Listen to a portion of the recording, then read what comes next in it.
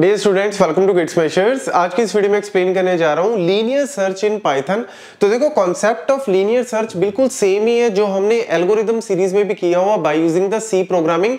मतलब एक तरह से आप ये कह सकते हो कि कॉन्सेप्ट वही, लैंग्वेज नहीं, क्योंकि कॉन्सेप्ट तो लीनियर सर्च वही है, बाइनरी सर्च भी वही है, इंसर्शन सॉर्ट, मर्ज सॉर्ट सब कुछ वही है। लेकिन यहाँ पे पाइथन की वजह से उसको जो आप कह सकते हो कि सिंटेक्स जो है वो चेंज हो गया, थोड़ा आप कह सकते हो लाइन ऑफ कोड में भी फर्क पड़ा है, इजी हो गया है पाइथन की वजह से।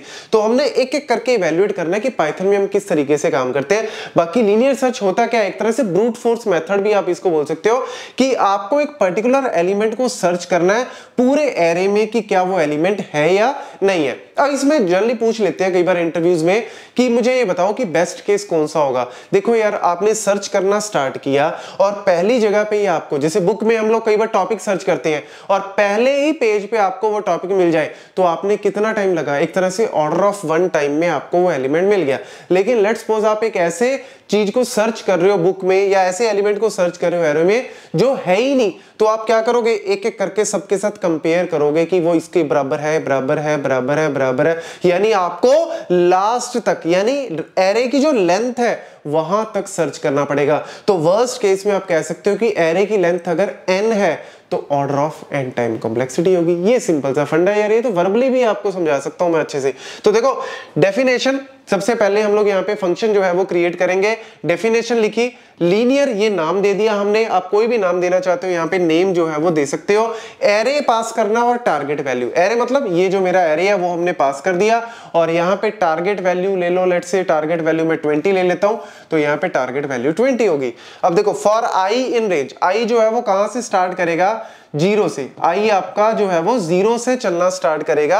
और रेंज का मतलब क्या होता है, रेंज में हम लोग यहाँ पे जो वैल्यू देते हैं क्या होती है, and value. Start value by default 0 ही होगी, एंड वैल्यू क्या है, length of array. Length of array क्या है, 1 2 3 4 5 एलिमेंट्स है, लेकिन रेंज हमेशा जो वैल्यू यहाँ पे देते हो उससे कम तक चलती है। मतलब अगर लेंथ इसकी 5 है, एक का मतलब 4 तक चलेगा, यानी आई जो है वो 0 से लेके सिंपल यार लास्ट तक ही तो चलेगा। लास्ट तक हो सकता है आपका एलिमेंट लास्ट में ही हो, तो यानी आपको पूरा स्कैन करना पड़ेगा।